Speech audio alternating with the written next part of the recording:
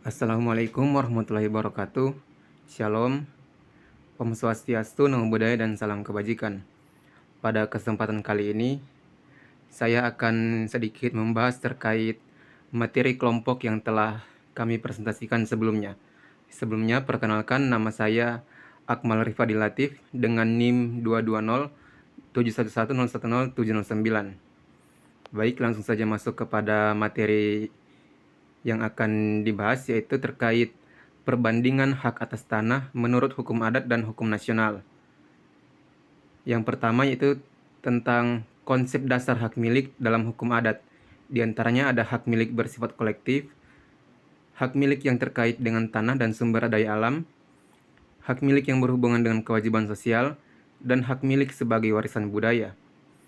Selanjutnya ada pengertian hak milik dalam hukum nasional. Hak milik atas tanah di Indonesia diatur dalam Undang-Undang Pokok Agraria atau UPA Nomor 5 Tahun 1960. Menurut pasal 20 ayat 1 UPA, hak milik didefinisikan sebagai hak turun-temurun, hak terkuat, dan hak terpenuh yang dapat dipunyai orang atas tanah.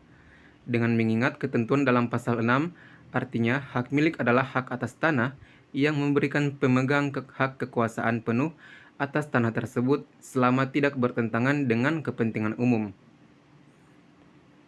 Selanjutnya, yaitu tentang hak milik dalam hukum nasional. Di antaranya ada 6. Yang pertama, pengalihan dan pewarisan hak milik. Kedua, peralihan dan penghapusan hak milik. Ketiga, penyerahan tanah secara sukarela kepada negara. Keempat, pendaftaran hak milik. Kelima, sertifikat sebagai bukti hak milik. Dan yang terakhir atau yang keenam, yaitu perlindungan hukum bagi pemilik hak milik. Selanjutnya masuk kepada kesimpulan atau garis besar yang dapat saya tarik dari presentasi kelompok sebelumnya, yaitu perbedaan mendasar terletak pada subjek hukum, cara memperoleh hak milik, serta pembatasan dan cakupan hak. Dalam hukum adat, subjek hukum bisa berupa komunitas, sedangkan dalam hukum nasional umumnya individu atau badan hukum.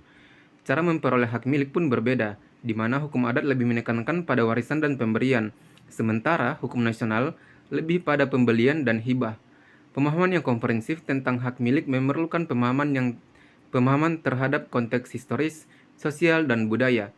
Penting untuk kita menyeimbangkan antara pengakuan terhadap hak-hak adat dengan kebutuhan akan kepastian hukum dalam sistem hukum nasional atau sistem hukum Indonesia. Sekian dari saya. Wassalamualaikum warahmatullahi wabarakatuh.